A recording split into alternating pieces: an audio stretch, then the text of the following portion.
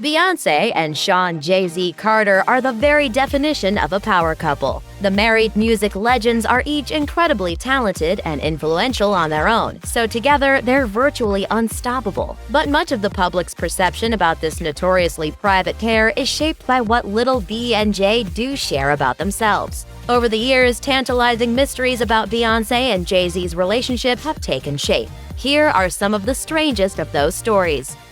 When they met. Beyonce and Jay-Z usually keep the steamiest details of their romantic highs and lows under wraps, and that shrug-off approach to personal attention has been consistent from the start. These two kept their relationship a secret so long that even they don't seem to agree on when they actually got together. In 2008, Beyonce told 17 that she was 18 when they met, and that they started dating when she was 19 in the year 2000. But Jay-Z told Charlie Rose they'd known each other much earlier, as far back as 1997. I met her 10 years ago.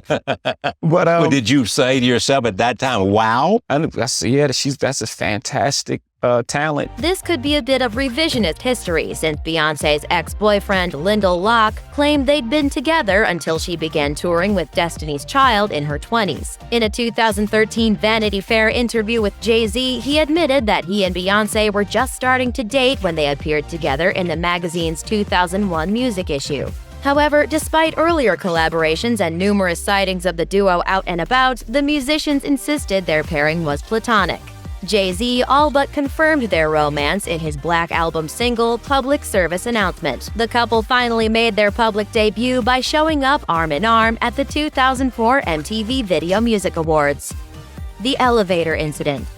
Though still not talkative about their relationship in public, the couple have presented a solid front. However, after making the rounds at a prestigious 2014 Met Gala in New York, a video leaked by TMZ showed Beyonce's sister, Solange Knowles, physically assaulting Jay-Z in a hotel elevator as Beyonce looked on. Rumors swirled about the cause of the incident, but the family simply released a shared public statement dismissing the issue as private. Beyonce and Jay-Z commenced with their On the Run tour as planned the following summer. However, some subtle lyric shifts during Beyonce's performances on tour kept tongues wagging. She later released a flawless remix with a lyric that may have attempted to put the incident on ice. Of course, sometimes goes down when there's $1 billion on an elevator.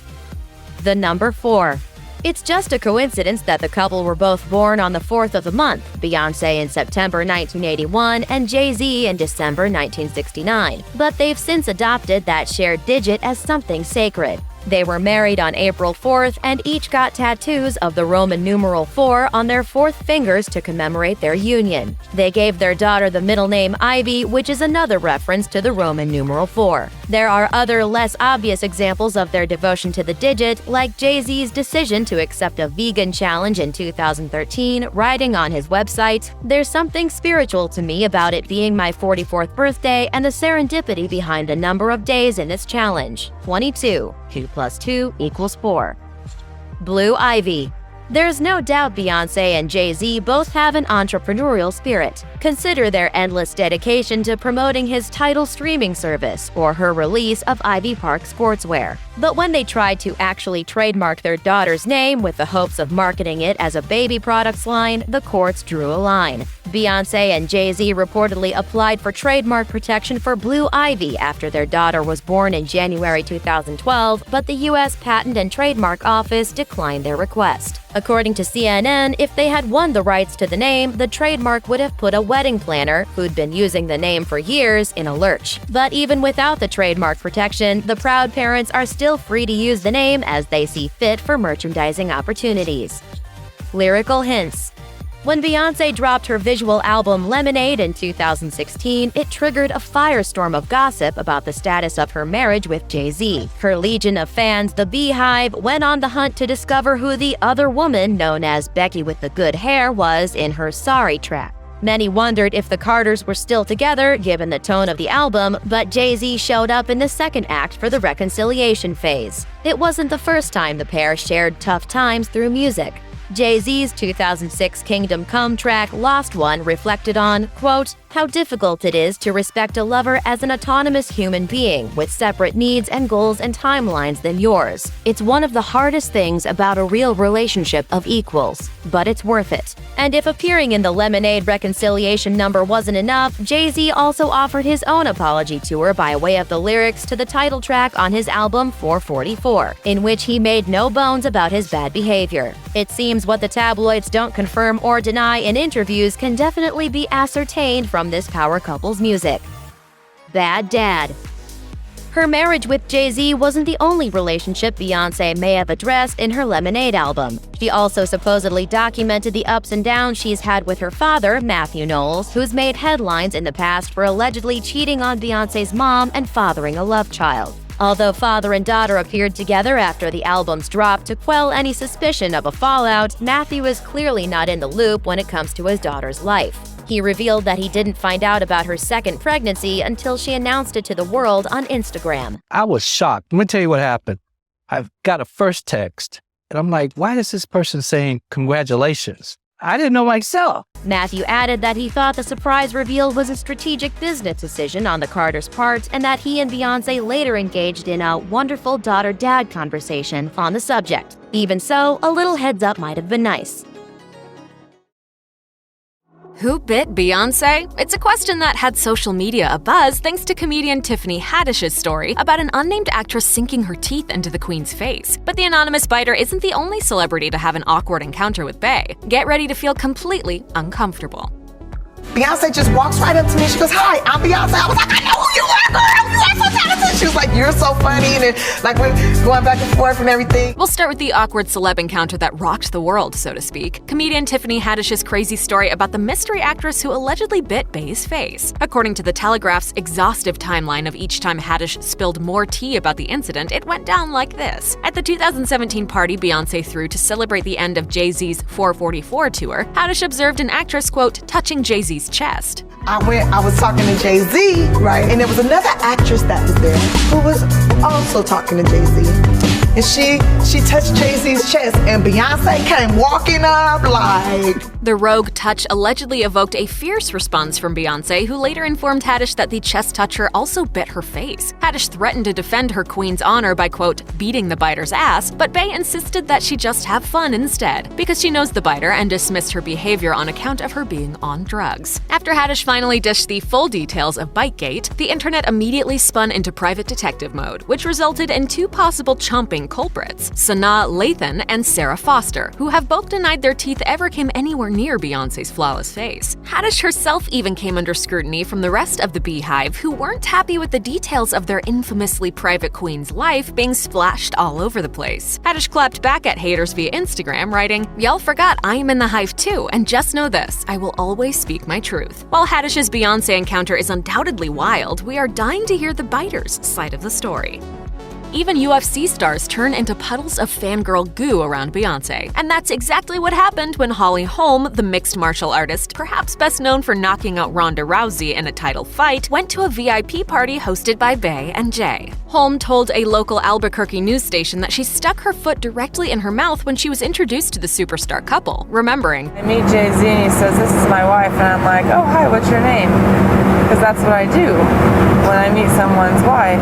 Yikes, Holm instantly regretted the slip. And as I'm shaking her hand, I'm thinking, why did I just say that? Almost immediately, Holm apologized to the queen. She goes, "Oh, no, it's fine." I'm like, no, like, I really, it's like such an honor to meet you. You'd think even Beyonce would be slightly awed by meeting Magic Mike in the flesh, but that simply wasn't the case when the singer first laid eyes on Channing Tatum. But there's a pretty good reason for that. He was in drag as her at the time. It was all for his lip-sync battle performance during which he performed Run the World Girls. Beyonce surprised everyone by showing up at the end of Tatum's performance, which, unfortunately for him, was the first time they ever met. Tatum later told Ellen, like, all of a sudden you're just like, it happened, wait, that was her, right? And then you always know that she's somewhere in the world that can reach out and touch you. And ultimately, I end up having to meet Beyonce doing Beyonce, and that was definitely the most terrifying thing I've ever done. Making the encounter even more awkward for Tatum was the fact that Beyonce didn't stick around backstage so he could meet her while while not looking like a nightmare version of her. That was it. Like, I said hi. She goes, hey, that was really funny. See ya. But she did text afterwards, and she was like, hey, I would love to like meet you guys and hang out when you're not looking like me. And so terrifying. Actress and singer Anna Kendrick relayed her awkward Beyonce encounter on Conan. She recalled her trip to the 2014 Grammys when she and her friend detoured their path to make sure they walked past the single ladies singer. The low-grade stalker tactic paid off when Beyonce waved her over. And she stood up, she was so nice, and she points to Jay-Z and was like, oh, we just watched you on the Kennedy Center honors. You were so great, you were so cute in your little red dress. Kendrick was excited Bey's comment was true, saying, she said that I had a little red dress, which means that she actually watched it, or it means that I was having a stroke and I imagined the entire thing. Kendrick marked the meeting with an Instagram photo, captioning it, Fangirl of the Year, and joked to Conan. It is a little crazy. So I feel like we're either going to be best friends or she has a restraining order. It's like... Supermodel Chrissy Teigen has interacted with Beyonce a number of times, thanks in part to the fact that she's married to fellow musician John Legend and the fact that she's incredibly famous in her own right. But none of that means she's immune to the paralyzing power of Beyonce's presence. In fact, Teigen has told of at least 2 awkward encounters with the singer. First, she told Cosmo of an epic fail the time she tried to be casual around Bey at a party by asking her, what were you up to today? So what's wrong with that? Teigen had already run into Beyonce earlier that day at a luncheon. Palm, meet face. Another time Teigen goofed it up with Bey was at the 2018 Grammys when, for a reason unknown to anyone, she took both of Beyonce's hands, got on her knees, and said, sorry to bother you, my queen. Like, who says that? Not only was her husband, who was cool as a cucumber, chatting up Jay-Z, perplexed by her behavior, Teigen herself admitted the moment was so weird. There's nobody like seeing Beyonce in person. It's just so incredible, the aura that comes around her. I mean, she just emits this aura that's spectacular. And even though singer and actress Zendaya was fortunate enough to land a role in Beyonce's groundbreaking visual album Lemonade, she still had a classic fangirl moment when she met the queen for the first time. The actress told 17 about the experience, confessing, I've never acted like such an idiot in my life. Zendaya said she was floored when Beyonce came into her dressing room and thanked her for being part of the project, at which point Zendaya apparently lost it. She elaborated on the faulty first impression, telling Extra, I basically passed out. I couldn't even make eye contact. I was being so weird. It's like if she looked at me, I had to look away. And then when she looked away, I stared at her. Afterwards, Zendaya said she told her hairstylist, quote, please tell Beyonce that I'm not weird, because that always works, right? Comedian Kevin Hart is a personal friend of Beyonce and Jay-Z, but like Chrissy Teigen, even repeated exposure to hip-hop's first couple hasn't stopped him from having awkward encounters with them. For starters, Hart was caught on camera in the front row of a Beyonce show back in 2013, and to say that he lost his mind fanboying out would be an understatement. Describing his experience on The Tonight Show with Jay Leno, Hart said that even though he knows Beyonce personally, he didn't understand the impact she had until he saw her perform. There's one point where she hooks herself up, and she like flies to this other section, and I'm standing there and I was like, oh my God, it's like Tinkerbell. So okay, maybe that's questionable behavior for a grown man, but it's not exactly mortifying. Which brings us to the second incident. Hart told Jimmy Fallon about the time he spilled a giant bottle of pineapple juice all over Jay-Z's pants in the VIP section of a nightclub. Jay-Z was sitting right here, it was just pouring on his lap. Neither one of us thought to pick it up and stop it. Yeah. He's looking at me and I'm looking at the pineapple juice like. But the pineapple juice got on Beyonce too. I don't know where Beyonce popped out from, but somehow her feet popped out from like underneath him. She was like, Jay, what's all this on my feet? Making matters infinitely worse, Hart said that he then slipped Jay a $20 bill as if that would pay for even a button on their clothes. I had a $20 bill balled up in my hand, right? I shook his hand, I said, hey, don't look at that until I get back to my section, okay? Like Kevin Hart, Hannibal Buress also embarrassed himself in a club, Jay-Z's 40/40 Club to be exact, when he tried to snap a photo of his own friends, Chance the Rapper and Vic Mensa, with Jay and Bey. Buress said on The Breakfast Club that Jay called him out, saying, Jay-Z was like, hey man, be cool.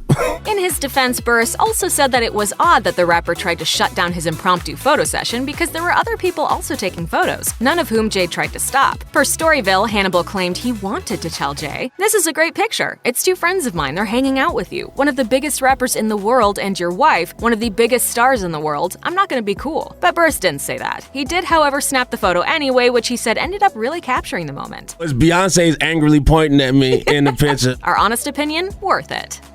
Orange is the New Black star and card-carrying Beehive member Laverne Cox also chose to channel Beyonce for her lip-sync battle appearance. Cox tore down the house with her version of Destiny's Child's Lose My Breath, but unlike Channing Tatum, she did not have to face her idol immediately after. Cox lost an opportunity to meet Beyonce when she had to turn down a role in Lemonade due to a scheduling conflict with her role in the Rocky Horror Picture Show reboot, according to BET. Fortunately, the actress finally got to meet Bey at the 2017 Grammys, which she immortalized on Instagram with the caption, "This finally happened. I was so beside myself with joy, wonderment, and awe of the majesty that is the Queen. I forgot to hold in my stomach and give you face, but I met Queen Bey, y'all." She's like, "Oh my God, it's so good to meet you." And I'm like, "Oh my God." I'm like, "It's so good to meet you. I love you. I've loved you since Destiny's Child." She's like, "I know." If you're thinking that wasn't really that awkward at all, you're right. But not everyone goes around tossing fruit juice all over pop music royalty, now do they?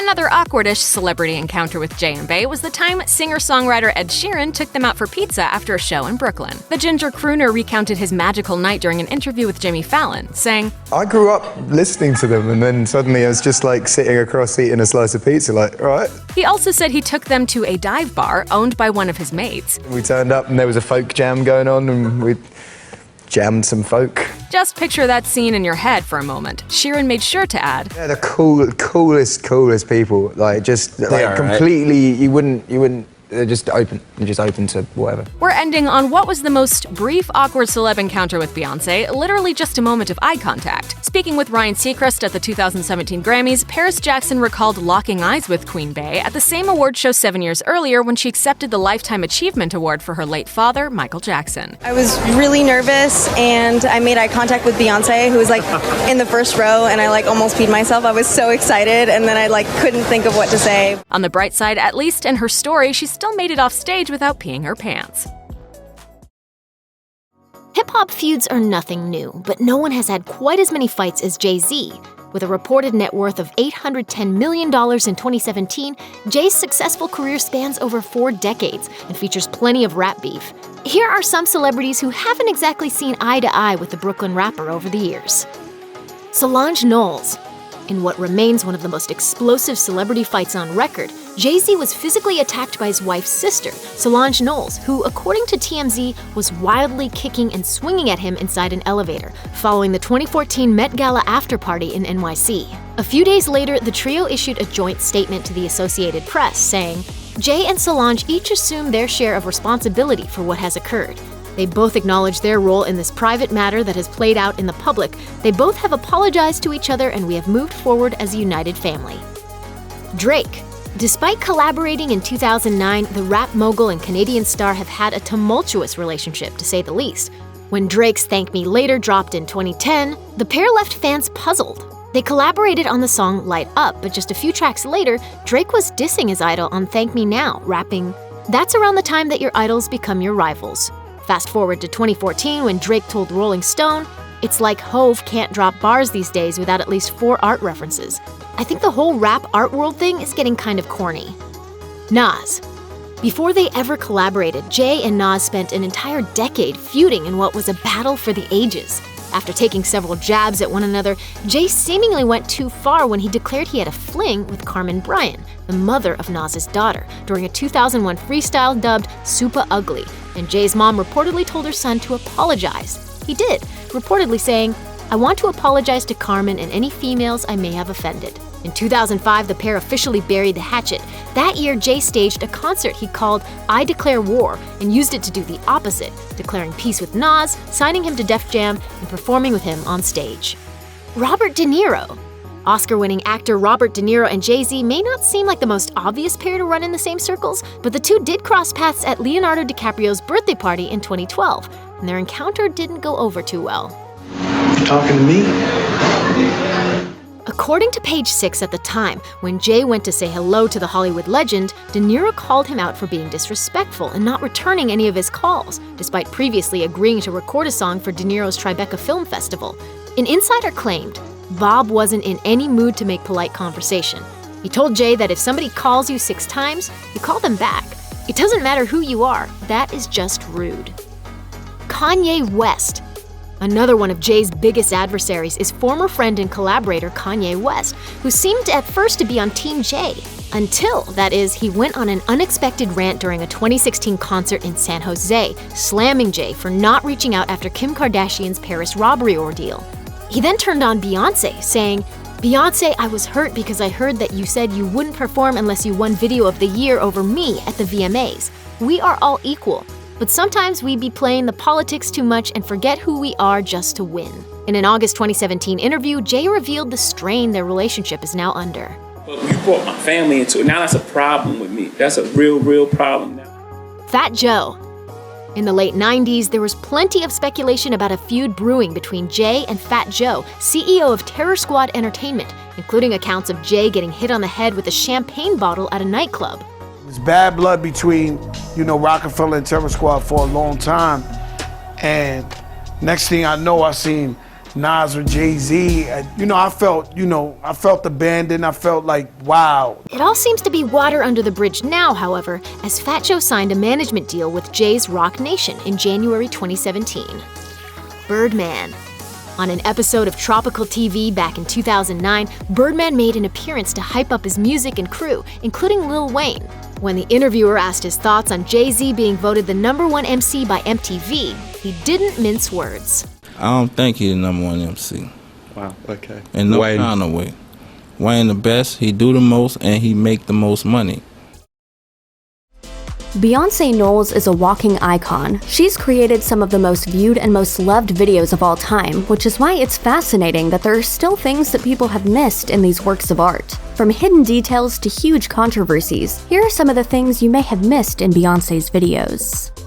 In Beyonce's song Formation, she delivers the line, "I got hot sauce in my bag." According to Genius, the line alludes to the singer's humble Louisiana roots and the KFC freestyle performed by basketball player Delonte West that once went viral online, though it became shorthand for keeping one's culture close by no matter where they go. Beyonce gave the line new meaning when she dropped her visual album Lemonade. In the video for Hold Up from this album, Beyonce takes a baseball bat from a boy on the street and begins destroying nearly everything in her path with it. As noted by Fact magazine, this section of the video seems to be inspired by Pippi Lottie-Rist's video Forever Is Overall, but it's the baseball bat itself that's most important to Beyonce fans. At certain points in the video, keen-eyed viewers may notice that the bat in Beyonce's hands is engraved with the words, "hot sauce." Sure, this may just be a fun throwback reference, but it may also serve as a warning that the singer is carrying something a little heavier than Tabasco sauce in her bag.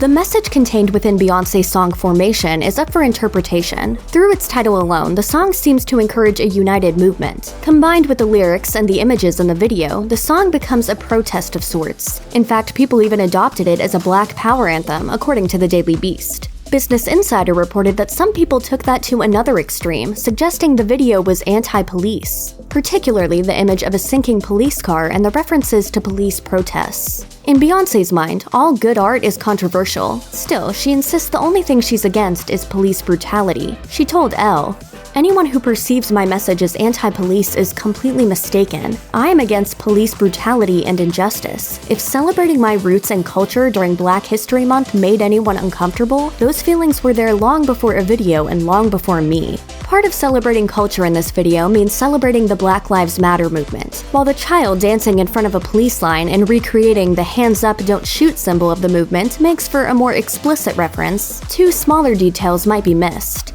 The first is the child's dark hoodie, a protest symbol that emerged after the shooting of Trayvon Martin. The other is the graffitied words "Stop shooting us," which can be seen briefly. Neither of these symbols are attacks on police. Rather, they're statements against the abuse conducted by authorities. There's a lot going on in the video for Sandcastles, but for a song about scars and forgiveness, maybe the most significant image is the cracked bowl near the 1-minute mark. According to Genius, this isn't any ordinary cracked bowl. Though Beyonce sings about dishes smashed on my counter from our last encounter, this bowl has been beautifully and painstakingly repaired. The bowl in the video is made through an art form called kintsugi. This Japanese ceramic practice brings broken dishes back to life while also highlighting their cracks. By dusting lacquer with gold or using liquid precious metals to make the repairs, the cracks become a central component of the piece, giving it history and character. The presence of this bowl in the video for Sandcastles allows Beyonce to make a symbolic gesture. As Cosmopolitan suggests, sense. The bowl could represent the fact that she and Jay-Z are in, quote, an even better place now for working through the tough times. It could also be a symbol for Beyonce herself. After dedicating much of the album to references of marital problems and infidelity, could Beyonce be the bowl and lemonade the gold lacquer that highlights her scars? Over the years, Beyonce has influenced fashion in too many ways to list, but she's been known to don simplicity at its best as well. In Crazy in Love, fans fell in love with the singer's simple denim shorts and white tank top. BET even named the plain white tank top one of the singer's top video looks. It became iconic, but everyone had it wrong. It wasn't until some behind-the-scenes stills from the video shoot popped up on Twitter that fans were finally clued in on something. The white shirt was never plain white. It was actually sparkly. Confronted with this new knowledge, Twitter reacted with exactly the amount of outrage that you would expect of Twitter, according to The Mirror. Now, it's not like Beyonce outwardly lied about wearing a plain white tank top. Truthfully, everyone who actually believes she might be so plain should feel pretty silly. If you're looking for someone or something to blame, point your finger at high-definition televisions, which came around too late to save us from this embarrassment.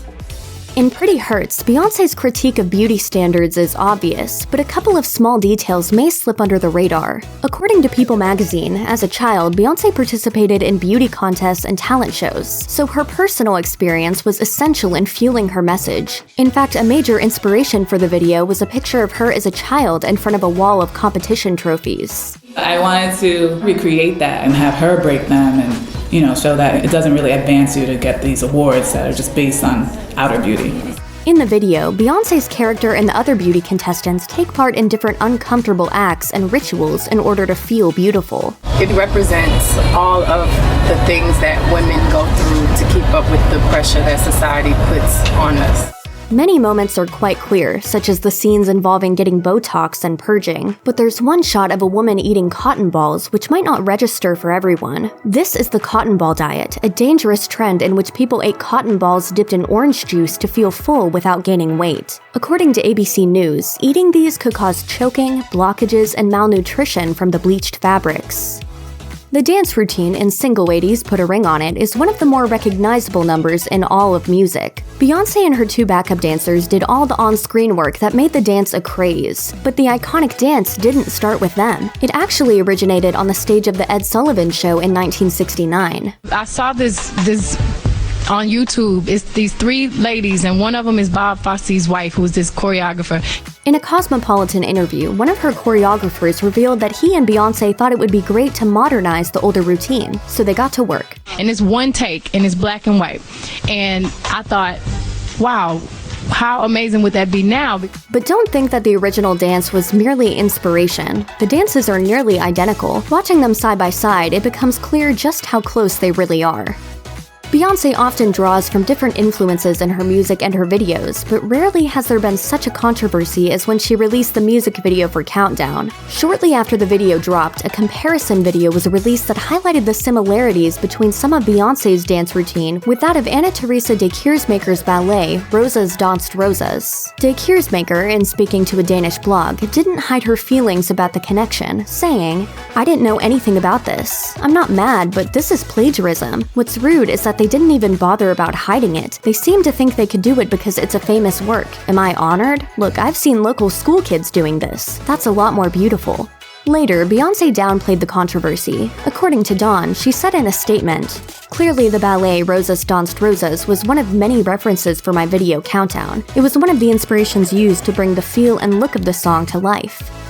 Although Telephone is not technically a Beyonce song, she plays a large role in the Lady Gaga video. The strange, stylish video features many interesting details, including one that will surely pique the interest of film fans. When Beyonce first arrives at the prison to pick up Lady Gaga in the video, some viewers might recognize the vehicle she's driving, especially if they're Quentin Tarantino fans. The truck is the wagon from Kill Bill, and this isn't some replica either, it's the actual truck that was used in Tarantino's films. According to Gaga's interview with E! News, the video was even partially inspired by the famous movie director's work. She explained, "There certainly is a Tarantino-inspired quality in the video. We were having lunch one day in Los Angeles, and I was telling him about my concept for the video, and he loved it so much he said, 'You gotta use the wagon.'"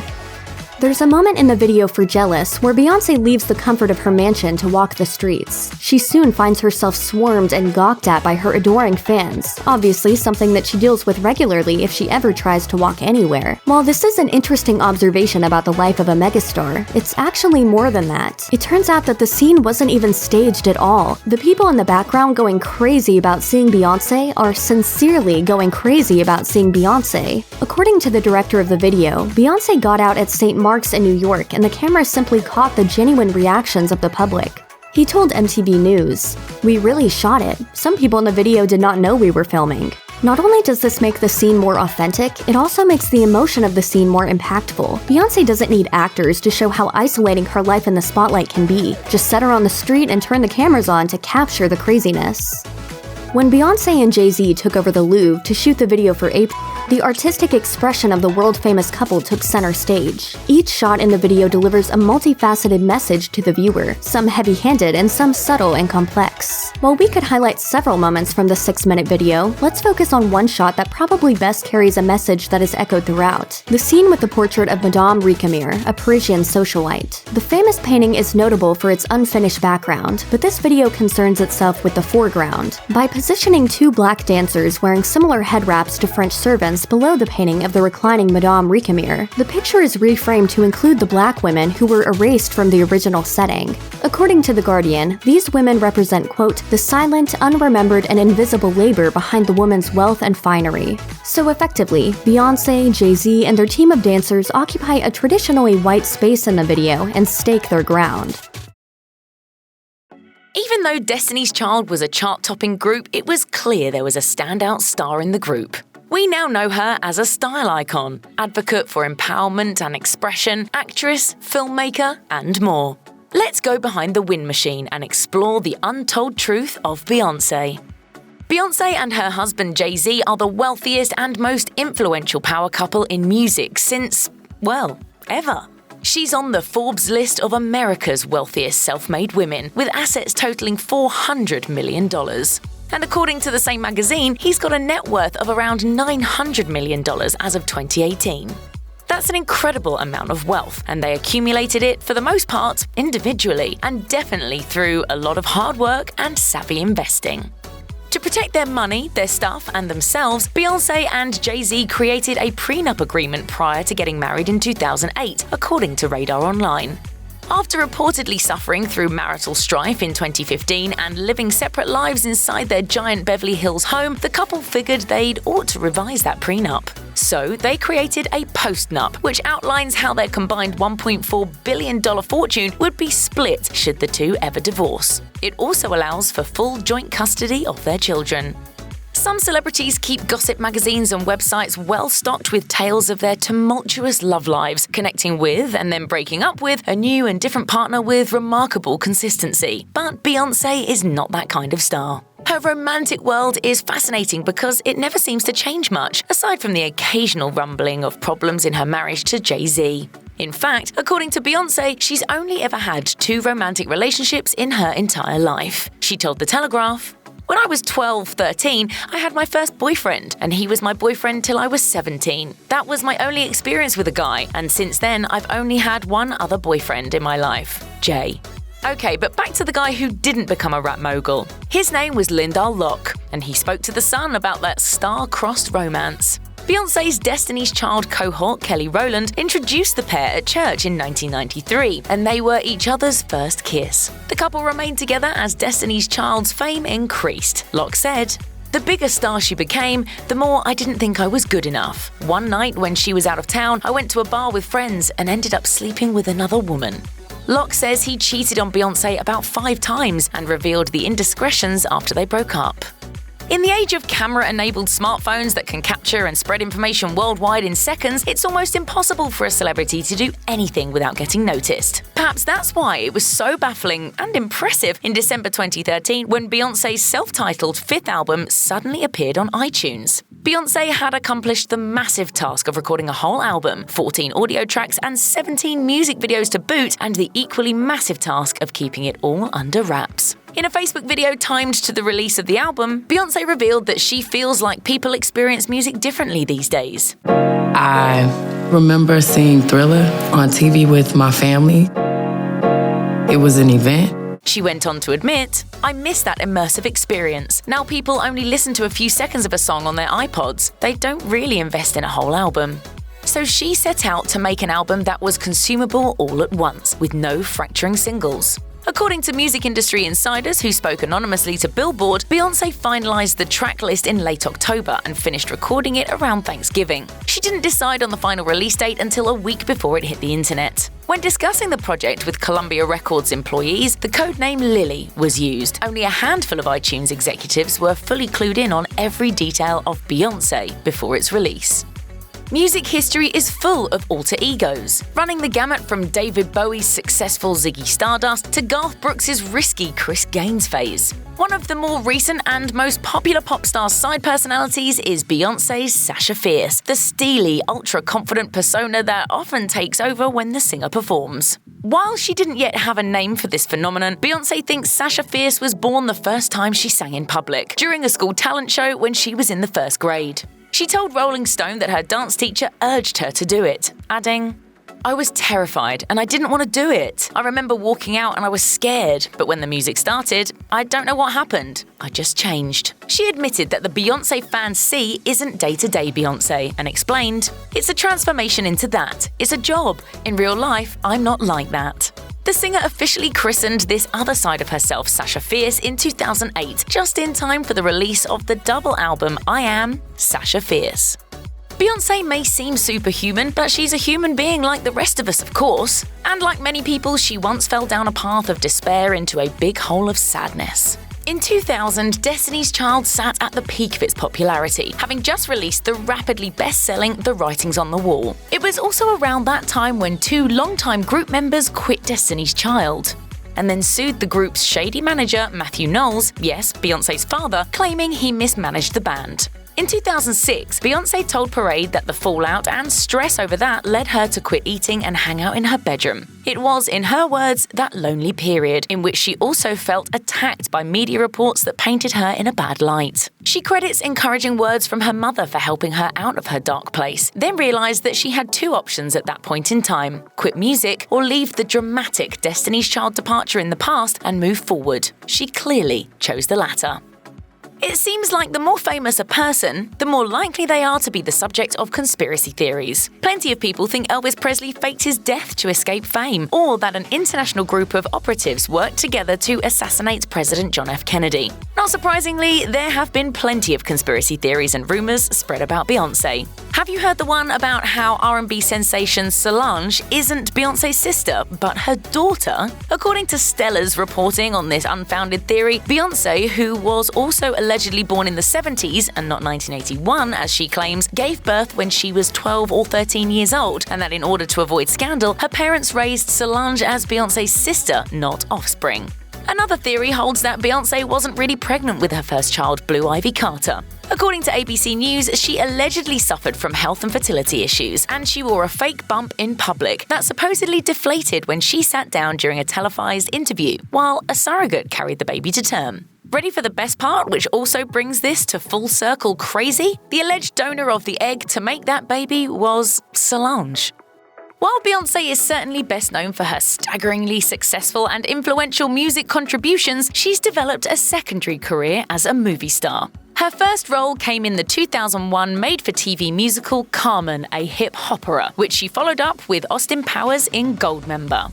I actually did have to kiss Austin Powers. She was also in a remake of The Pink Panther and starred opposite Oscar winner Jennifer Hudson in Dreamgirls. She voiced Nala in the 2019 reimagining of The Lion King, which went on to be one of the biggest blockbusters of the decade. Two other recent sensations could have been Beyoncé vehicles, but things just didn't work out that way. Bill Condon, director of Dreamgirls, helmed Disney's live-action Beauty and the Beast remake, and he attempted to work with Beyoncé once more. He told Yahoo Entertainment, "It wasn't a big enough part. She would have been a good feather duster." A remake of A Star is Born made it to screens in 2018 and starred real-life pop star Lady Gaga as a pop star, but it nearly starred another real-life pop star, Beyoncé. Clint Eastwood was set to direct, but according to one of the film's producers in The Hollywood Reporter, it didn't happen because Beyonce got pregnant and then Clint went off and did another movie. In another one of Beyonce's acting performances, she portrayed legendary singer Etta James in Cadillac Records, a 2008 movie about the influential record label Chess Records.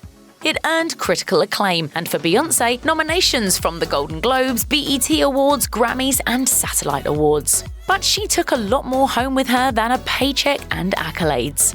According to The Independent, James struggled with a heroin dependency in the 1960s and 1970s. To research this side of James's life, Beyonce visited Phoenix House, a Brooklyn addiction rehabilitation facility that also provides job training for residents. According to MTV News, Beyonce said, "I felt like they needed something that was geared towards women." Her solution was a salon. After visiting her mother's salon often as a child, Beyonce said, "I saw that a salon was a place for women to socialize, share stories, cry, laugh, and get advice." Most importantly, I saw the joy it brought my mother. Knowing that she was a part of their transformation. And so, in 2010, Beyonce and her mother, Tina Knowles, opened the Beyonce Cosmetology Center at Phoenix House, which provides a 7-month cosmetology course. Beyonce pledged a $100,000 recurring annual donation. If anyone is a contender to someday take home an EGOT, which is an Emmy, Grammy, Oscar, and a Tony, it's Beyonce. The Grammy Awards have honored her 24 times, and she's got 8 Emmy Award nominations for her variety shows and Super Bowl halftime show. It's reasonable to think she'll win one of those someday, and maybe a Tony for some future Broadway musical performance. Also, Beyonce has acted in, sang in, and written songs for lots of movies, and yet an Academy Award nomination has proved surprisingly elusive. She put in a powerhouse performance in the 2006 film adaptation of the musical Dreamgirls, and also co-wrote Listen, one of her character's big numbers. That song earned a nomination for Outstanding Original Song, but Beyonce wouldn't have received an Oscar had it won. According to MTV, the Academy Awards enacted a rule in 2005 which capped the number of individuals that could be nominated for one project at 3. Then it decided that Beyonce didn't contribute as much to Listen as its other songwriters. More than a decade later, Beyonce co-wrote Spirit for the remake of The Lion King. It made it to the Academy's original song shortlist, but ultimately wasn't among the final nominees. People absolutely freak out whenever Beyonce does just about anything, but in a good, celebratory way. Whether it's revealing a pregnancy at the MTV Video Music Awards or releasing a secret album, she's an icon and hero to a lot of people, so it's rare that she does anything that's met with scorn and derision. What went down on the 4th of July in 2003 is one of the few dings on an otherwise spotless career. Beyonce had just launched her solo career that summer, and NBC booked her to perform on its Manhattan-based Independence Day special. She did perform, dancing and singing next to Grant's tomb, the burial site of U.S. Civil War General and U.S. President Ulysses S. Grant. According to the Associated Press, the Grant Monument Association president filed complaint letters with NBC, the Department of the Interior, and the National Park Service, calling out Beyonce's work as, quote, patently inappropriate and featuring lascivious choreography. Beyonce never commented on the matter, although she's yet to dance on any other presidential memorials. Jay-Z and Beyonce might be the reigning king and queen of hip-hop, but they've also been dodging rumblings about infidelity ever since they wed in 2008. With $1 billion on an elevator, drama is bound to follow. And after years of speculation, we finally understand those Jay-Z cheating rumors. Jay-Z and Beyonce had a few drama-free years before an onslaught of cheating rumors started to dampen the facade of their seemingly perfect relationship. They started dating in 2001, and then around 2005, reports surrounding Jay's alleged affair with Rihanna hit the headlines and strained his relationship with Beyonce. I met with Jay-Z, and before I met him, I was really nervous, like I was shaking, but he's such a cool guy. The atmosphere was really comfortable. According to the unauthorized biography Becoming Beyonce, the pair secretly separated because Beyonce didn't know how to respond to the speculation. When she released the raucous breakup track Ring the Alarm in 2006, members of the Beehive assumed the lyrics were about Rihanna and Jay, though Beyonce's camp denied that inspiration.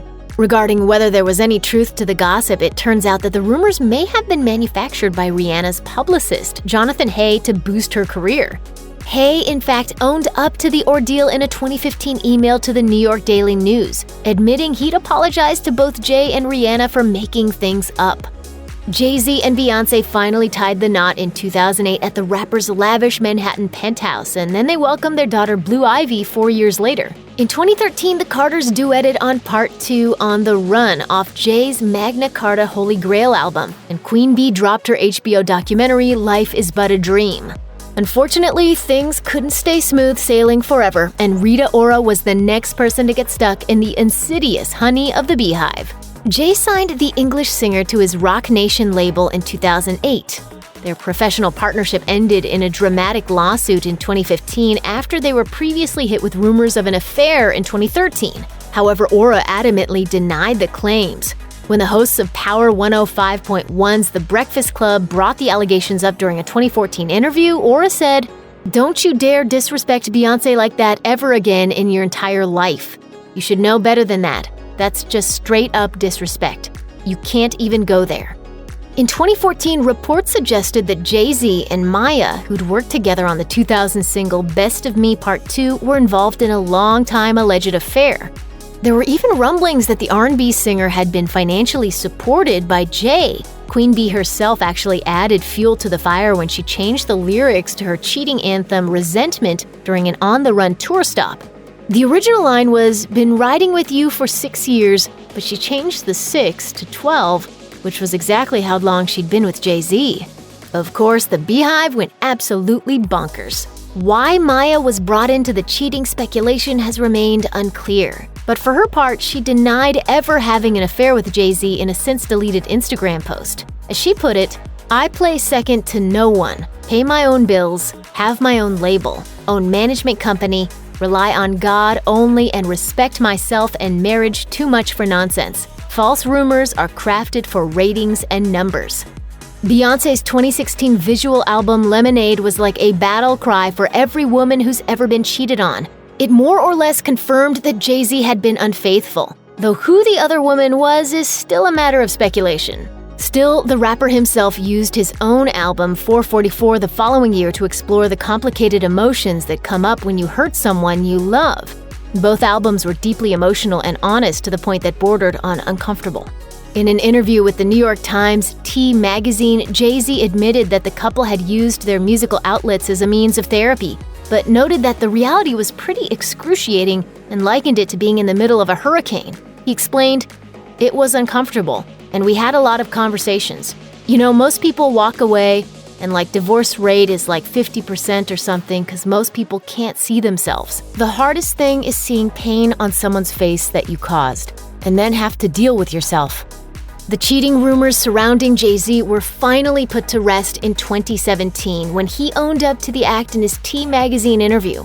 But he didn't go into much detail about how he and Beyonce were doing in the wake of the revelation until his 2018 appearance on David Letterman's My Next Guest Needs No Introduction. I have a beautiful wife who was understanding and knew that I'm not the worst of what I've done. And we did the hard work of going to therapy. And for what it's worth, the Carters have since made a comeback as an apparent united front.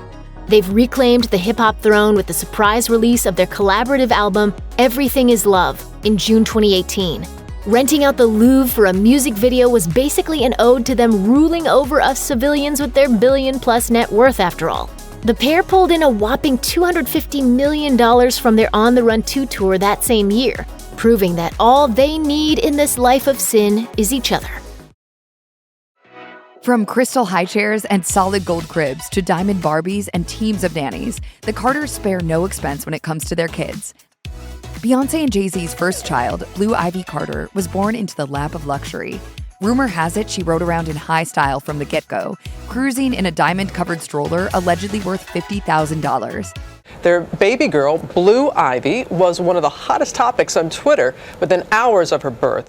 Insider reported that, shortly after arriving on the planet, Blue Ivy Carter already had $1.5 million worth of possessions, including a $600,000 gold rocking horse. Supposedly, Blue also enjoyed her meals of baby food in a Swarovski crystal high chair worth over $10,000. The Evening Standard newspaper reported that Beyonce and Jay-Z also sent one of these high chairs to Kim Kardashian and Kanye West when they couldn't attend the reality star's baby shower. Blue Ivy undoubtedly received a host of gifts from the rich and famous for her first birthday as well, but none was more extravagant than the $80,000 diamond-encrusted Barbie doll her parents gave her. As she's gotten older, her inclination for expensive possessions has only grown stronger. According to Page 6, in 2022, when she was 10, Blue Ivy bid over $80,000 on a pair of diamond earrings at an auction. Her grandmother, Tina Knowles, was modeling the earrings on stage for the auction, and her granddaughter was encouraged to make a bid by her parents. Sadly, Blue Ivy didn't ultimately win. The final bid was $105,000. Beyonce gave birth to twins Rumi and Sir in June 2017. Not to be outdone by their older sister, these babies were pampered and showered with expensive gifts immediately. Naturally, a common plastic pacifier wasn't going to make the cut. Instead, Beyonce and Jay-Z splurged on some that would fit their lifestyle. As reported by an anonymous source to Life and Style magazine, Jay fell in love with $2.5 million bejeweled pacifiers and a 3-carat diamond pacifier set in 18-karat white gold. The parents also reportedly purchased a pair of $3,600 Versace strollers and $1,200 Burberry diaper bags in preparation for the birth of the twins. According to Life and Style, Rumi and Sir were living the most lavish lives possible as babies, with a nursery setup alleged to be worth around $10 million. As any new parent will likely agree, it can be hard to hold back on cute goodies when you're blissed out on the joy of a newborn. Sure, most parents don't drop a few million in doing so, but still, the couple seemed eager to enjoy the formative years of their twins. During a 2018 appearance on The Van Jones Show, Jay-Z joked, "We are in a beautiful time now because they are 7 months old and they can't move. We are going to enjoy these couple of months until they start running, and then it's over." For Beyonce and Jay-Z, expecting twins meant doubling the size and the price of expecting parent expenses. According to Life and Style magazine, they created the newborn's new room by tearing down a wall in their home and making 2 rooms into one large, out-of-this-world nursery. The nursery reportedly included a $50,000 sound system, walk-in closets, a fireplace, and a movie theater. Not to mention some very impressive decorations. As reported in Life and Style, Beyonce commissioned a $20,000 mural on the ceiling, complete with glowing stars. It's incredible. It's the entire galaxy above the nursery. It was also rumored that the couple spent a whopping $50,000 on a pair of 18-karat gold cribs made by Suomo. Each crib comes equipped with an eco-friendly mattress and champagne silk bedding. But given that Beyonce and Jay-Z are such hands-on parents who like spending as much time with the children as possible, they probably enjoyed the space just as much as the kiddos did. During a 2013 appearance on Anderson Cooper 360, Beyonce told the host that she and Jay-Z adored being parents and even shared diaper duties. I love changing diapers. I love it. I love every moment of it. It's so beautiful. And you love changing diapers? I really do. The singer also revealed her love of singing nursery rhymes to her children, saying, "I make up a lot of crazy, corny songs." With Beyonce for a mom, is it any surprise that Blue Ivy Carter is always dressed to the nines in designer suits and couture gowns? Of course, her stylist, Manuel Mendez, who has been helping her pick out her looks since she was born, has a lot to do with that. He was already working for Beyonce as a wardrobe assistant when he landed the job, telling the Be Latina blog that since the singer liked his style, he organically became her stylist. With the help of Mendez, the eldest Carter child has taken a particular fancy to the luxury Italian fashion house Gucci. According to Teen Vogue, she once wore a Gucci kids dress to a basketball game, pairing it with a denim jacket and Converse. At 5 years old, she wore an impeccably tailored pink Gucci suit to the 2017 Grammys. She also wore a tiny version of a $26,000 dress from the fashion house's 2016 autumn collection to the premiere of Beauty and the Beast. In 2016, attending the VMAs with her mom, Blue went full princess mode, wearing an $11,000 dress with $565 sneakers. But that price tag was a pittance compared to the $20 million worth of jewelry that her mom was rocking that night. You may remember the diamond Barbie doll that Blue Ivy Carter received for her first birthday, but we haven't gone into the extravagance of the party itself. It was an event to be remembered, despite the fact Blue probably wouldn't remember it. When it was all over, it reportedly cost $200,000 to make it all happen. While $30,000 was spent on dress-up items and toys for the party guests, $95,000 was apparently spent on an arrangement of pink and white roses. The cake alone was said to have been worth $2,400. As reported by an anonymous source to The Sun, they wanted her first birthday to set the tone for the rest of her life. For her second birthday, TMZ reported that Beyonce and Jay-Z rented out an entire zoo in Miami for the event. And Blue Ivy's fairy party in 2016 was even more luxurious, with actresses hired to play princesses, fairy wings for all of the guests, large tents, delicious goodies, and an archery station. While the couple has been a bit more private regarding celebrations for twins Rumi and Sir, Beyonce did share photos from their second birthday in a video recap of 2019 on Instagram. The party looked to be Baby Shark themed.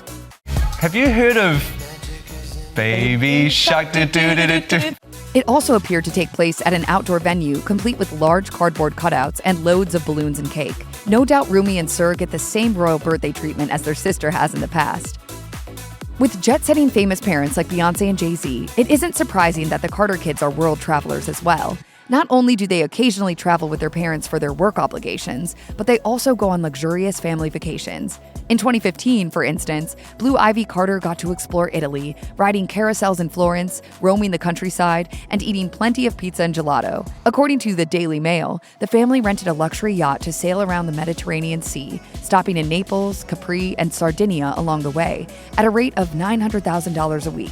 1 year later, on Instagram, Beyonce shared a photo montage of herself and Blue Ivy dancing together in Paris, along with holiday snaps from a Hawaiian family vacation. For Beyonce's visual album, The Lion King, The Gift, the whole family, including the twins, traveled throughout Africa.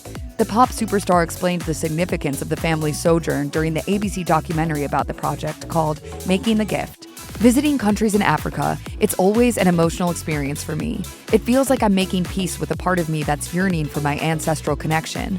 I was blessed to be able to relive some of the experiences that I've been very fortunate to have over the years with my entire family. It's safe to say that the Carter children are growing up in some of the most luxurious spaces imaginable. Since Beyonce and Jay-Z have been married, they have owned numerous properties from Manhattan to New Orleans. But in recent years, the family's home base is located in Bel Air, California. A full-blown mansion purchased in 2017, the house is thought to be worth somewhere in the neighborhood of $88 million and reportedly includes 6 buildings, 8 bedrooms, 11 bathrooms, 4 swimming pools, a spa, a 15-car garage, staff quarters, a movie theater, and a basketball court. And they have another property in the Hamptons. 100 miles east of New York City, you'll find some of the most expensive homes in the country. Compared to the Bel Air mansion, the $26 million Hampton spot is a tad smaller, though still likely far bigger than the average abode. This summer getaway has a pond, 7 bedrooms, and 7.5 baths. It's also decorated with lavish details like Italian marble and hand-milled woodwork throughout the property. For anyone fantasizing about scoring an invite anytime soon, the Hamptons Retreat also boasts a 1,800 square foot guest house. We can dream, right? For Beyonce and Jay-Z, being 2 of the biggest performers in the world and making millions doesn't leave much free time. Luckily, the couple has a ton of staff to help with the children. According to Entertainment Tonight, the kids have a team of nannies working for them around the clock. Let's see what I'm in for this week.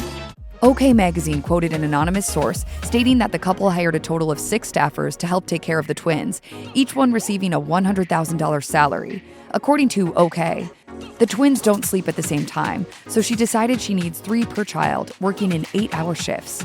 And what do the kids eat? Blue Ivy, Rumi, and Sir have their own chef who makes them specially prepared kid favorites. According to the Daily Mail, Blue Ivy especially likes ballerina-shaped pasta and pureed asparagus, meals tailored to her finicky tastes. The outlet also claims that the Carters employ full-time security for their children. Being in the spotlight as much as they are, who could blame them? In short, the kids have everything they could possibly ever need on hand at all times.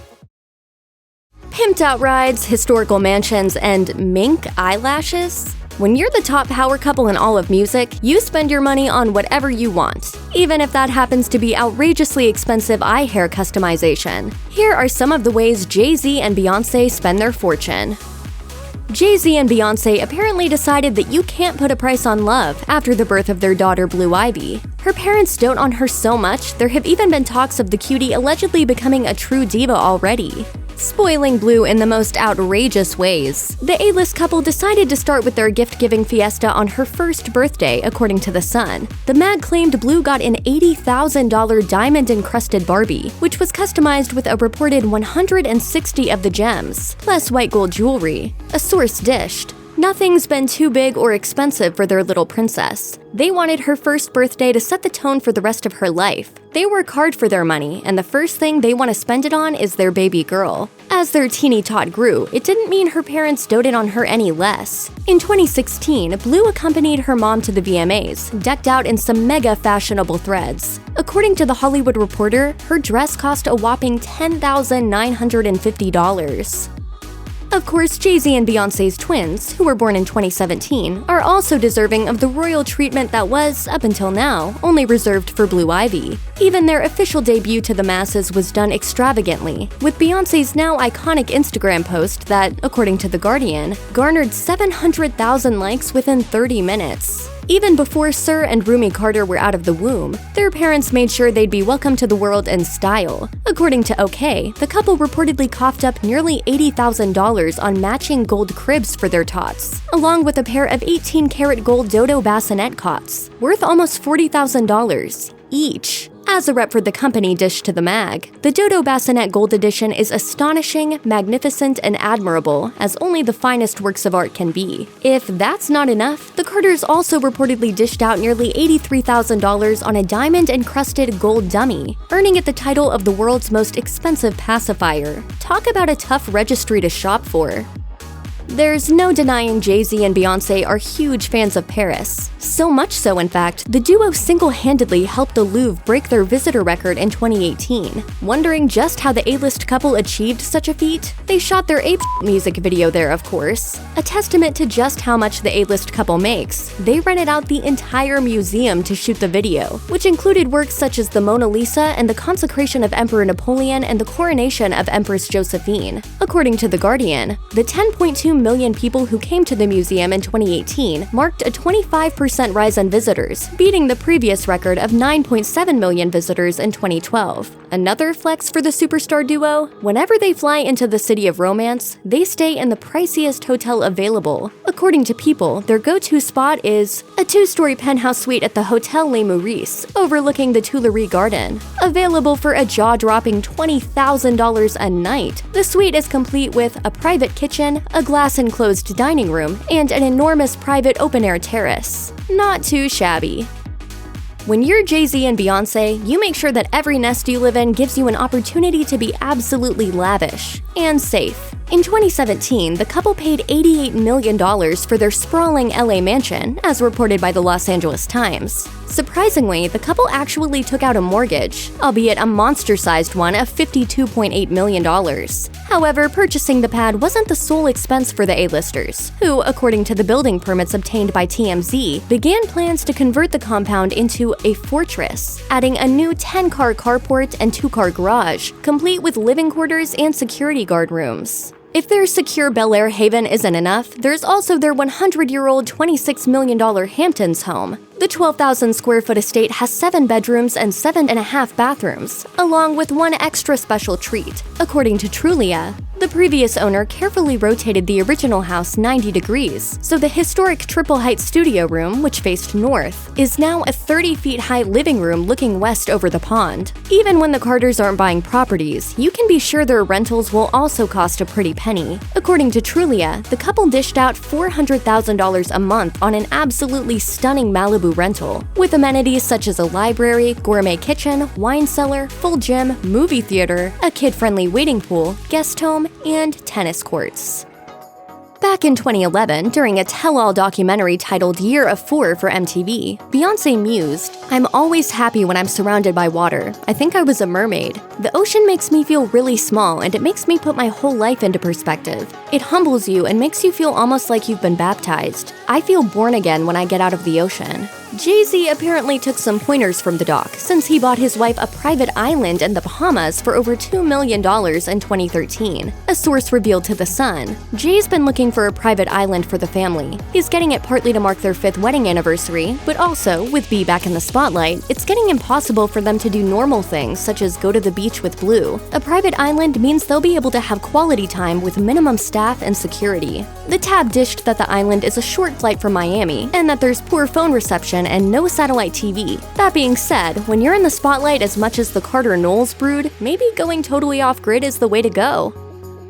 cars are a total indulgence on which both Beyonce and Jay-Z love spending their hard-earned dollars. According to the New York Post, the 99 Problems rapper bought his lady a vintage 1959 Rolls-Royce convertible for her 25th birthday in 2006, reportedly paying a sweet $1 million. The gift was definitely fit for the queen that Bey is. The starlet returned the favor a few years later, buying her hubby a $2 million Bugatti Veyron Grand Sport for his 41st birthday. As reported by Fox News in 2010, the whip was the world's fastest road car at the time, capable of a top speed of 253 miles per hour and achieving 0 to 60 in 2.5 seconds. While Jay-Z grows older with a need for speed, Bey is doing the opposite, trading in the convertibles and sports cars for something more practical. According to the Daily Mail, in 2011, Beyonce swapped in the car she drove for a $1 million Mercedes van. Not a regular van, of course. She requested hand-stitched Italian leather seats be installed in cream with chestnut lining. If that's not enough, the van was also decked out with a full bathroom that includes a shower, sink, and even a toilet. If you want to maintain your status as music's power couple, you have to ensure you look fresh at all times. Cue Johnny Cake, Jay-Z's personal barber. Not just your average barber, Johnny Castellanos, known as Johnny Cake or even better, the quote Kobe Bryant of barbers, has to be available 24/7 whenever Hova rings. As noted by NorthJersey.com, Johnny Cake started cutting Jay-Z's hair when he was 18 years old, and to this day still flies to wherever the rapper is to keep things looking good. Johnny Cake told the site, "I always had it in my mind that I need to be the coolest barber out there, and that's how I'm going to attract other customers who are high profile. I'm with Jay-Z, so I can't act like a groupie or be super excited. Pretty sweet gig." And it's not just Jay-Z's hair that he gets to cut. Johnny Cake's hands have also graced the heads of Tyler the Creator and Kanye West, to name a few. Yet in an interview with Complex, the barber still sounded remarkably down to earth, saying, "It's dope that people are willing to pay for my expenses and my daily rate to fly me out for a haircut. It's crazy. It's a blessing, and still to this day I'm very humbled when I get those calls." Beyonce and Jay-Z are so incredibly rich, it's nearly impossible to fathom what they may deem as normal spending habits. The VH1 show The Fabulous Life of chronicles just this, discussing the lifestyles of the A-list elite. One episode of the series profiled the Carter Knowles, giving fans a sneak peek into some of the couple's most outlandish expenses. According to the show, Queen Bey allegedly rocks $60 per day mink eyelashes. It may not appear to be a lot of money, except for the fact that she doesn't reuse them. If she wears a fresh pair daily, her little habit comes out to almost $22,000 a year. So what makes mink lashes so sought after instead of regular synthetic ones? San Francisco lash expert Michelle Nicole spoke to Racked, explaining, "Mink lashes are really superior in the sense that they have this really fluffy, natural look. Even regular extensions applied lash by lash can have a strip-esque look because they're made by machines. The mink ones, because they're made of hair, take on their own natural look. There's basically no way for anyone to tell they're not real." When Queen Bey released her self-titled Beyonce album in 2013, fans were quick to notice the feminist turn she took in her songwriting. Celebrating femininity and her own sexuality, the record was remarkably well received, marking another milestone for the R&B pop queen. Just a few weeks after the release of her album, Bey and Mr. Carter turned heads when they were spotted walking out of an adult shop on Boxing Day. As detailed by Radar Online, the couple reportedly went on a $6,000 spree, solely on adult toys. A source dished to the tab, "They didn't buy anything tacky or too extreme. It was all top-of-the-line stuff. Some of it was even gold-plated." Perhaps the Carters were feeling inspired, considering they were partying it up on Christmas Eve just a few days prior, with the DJ even blaring Bey's new song, Drunken Love. As their empire grows, the couple spares no expense when it comes to fun with their close friends. According to People, in 2011 when Jay-Z had his Watch the Throne release party in Miami, he reportedly dropped $250,000 solely on champagne, leaving a $50,000 tip too. It doesn't even have to be a special occasion for the A-list pair to have a wild night out either. According to The Mirror, the duo partied one night at Atlanta's Club Rain, spending a reported $100,000 on booze for VIP guests. The Carters also enjoy meals at Le Cirque, one of New York's most prestigious restaurants. According to Business Insider, guests at the top-tier spot also include members of the Rolling Stones, former US presidents, even the Pope.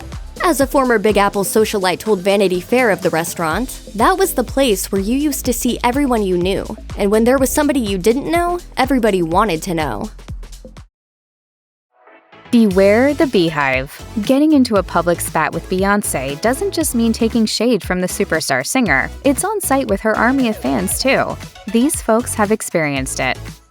Hey, remember that time someone bit Beyonce at a Met Gala after-party? Tiffany Haddish spilled the beans about it to GQ, revealing that an actress who she didn't name got overly excited and bit Beyonce on the face. When the interview went viral, the Beehive began piecing the story together and discovered the biting culprit was none other than Sanaa Lathan. Though Lathan tweeted a denial, Haddish kept talking, confirming to Hollywood Reporter that it was her. One interesting tidbit about the bite was Beyonce's reaction. When Haddish wanted to fight in her honor, Beyonce stopped her. Haddish told GQ, she was like, "Tiffany, no, don't do that. That bitch is on drugs. She not even drunk. She not like that all the time. Just chill." For her part, Lathan continues to deny being the infamous biter. She told Health magazine, "I adore Beyonce. I would never do anything malicious like that, to her or to anyone. It's so bizarre." You know, I've had lots of rumors over the years, and you just kind of, after so many of them, you get a thick skin. Keeping up with Jay-Z and Kanye West's on-again, off-again friendship has always been confusing. One wrench in the gears was that Beyonce was rumored to not exactly care to be friends with West's now ex-wife, Kim Kardashian. Despite Us Weekly at the time reporting the two were bonding during the Watch the Throne tour, things still seemed awkward between them.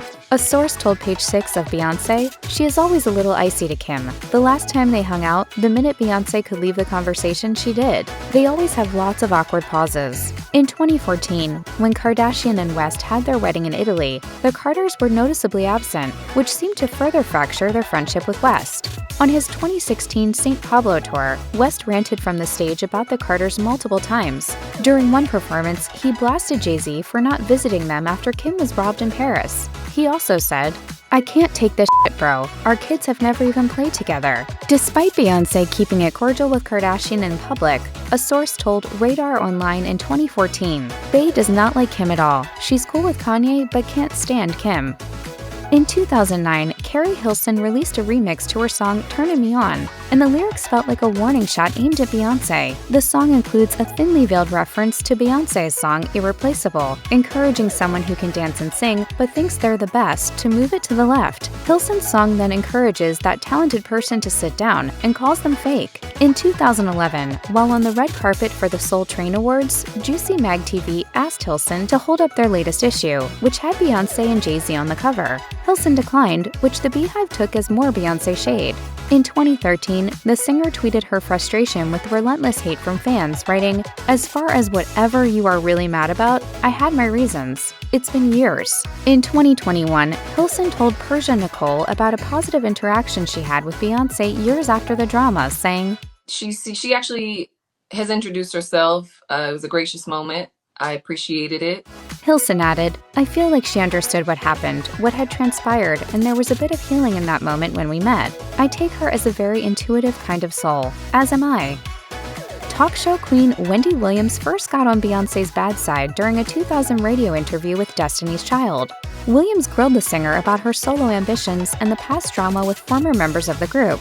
Williams referred to the group as Beyonce and the Girls, and Beyonce wasn't afraid to check her, saying, "I'm sorry, but can you please not call us Beyonce and the Girls? Because that is definitely an insult to Kelly and Michelle." As Williams made her transition to television, she continued to throw jabs at Beyonce, dedicating multiple segments to controversy around Beyonce's first pregnancy. In 2012, Williams sent the Beehive into a frenzy with comments about Beyonce's intelligence. When the release of the documentary Life is But a Dream was announced, Williams shaded it on her show, saying, "Fortunately, one of the TVs in our kitchen has closed captioning, so I'll be able to understand what she says." The audience booed, but the host kept the insults going. You all, Beyonce sounds like she's got a 5th grade education. She can't talk.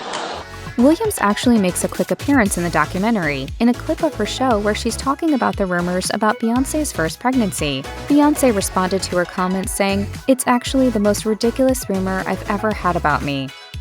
On Beyoncé's historic album Lemonade, the singer opened up about Jay-Z's infidelity and described the other woman as Becky with the good hair. The Beehive was immediately on the case, trying to discover the woman's true identity. Vulture noted that stars like Rita Ora and Katy Perry cleared their names with pins that said, "Not Becky." Rachel Roy, producer Damon Dash's ex-wife, chose to fan the flames though. Roy took to Instagram with a cryptic post allegedly referencing the lyric from the song Sorry. She captioned a selfie, "Good hair don't care, but we will take good lighting for selfies, or self-truths always." The Beehive took this as an admission of guilt, and she was immediately flooded with bee emojis in her comments. Roy later tweeted, "I respect love, marriages, families, and strength. What shouldn't be tolerated by anyone, no matter what, is bullying of any kind." Destiny's Child's ever-changing lineup has always caused controversy. One member who never quite found her footing in the group is Farrah Franklin. Her time in the group ended right in front of MTV cameras when Beyoncé urged Franklin to head home without her luggage. In a special for MTV All Access, viewers see a sick Franklin leaving the group during a promotional tour and never returning. In an interview with TRL, Beyoncé discussed Franklin's departure and offered up some serious shade, saying, "We're going to be perfectly fine. We've done like 3 or 4 shows without Farrah, and they've been phenomenal." That wasn't the only time she said something either. All of the bad seeds are now out of Destiny's Child. We've had changes in the group, and we finally found the recipe that is perfect. People notes that in 2018, during the On the Run 2 tour, Beyoncé happily posed for photos with former Destiny's Child members Latavia Robertson and LaToya Luckett. One person not on the reunion list was Franklin.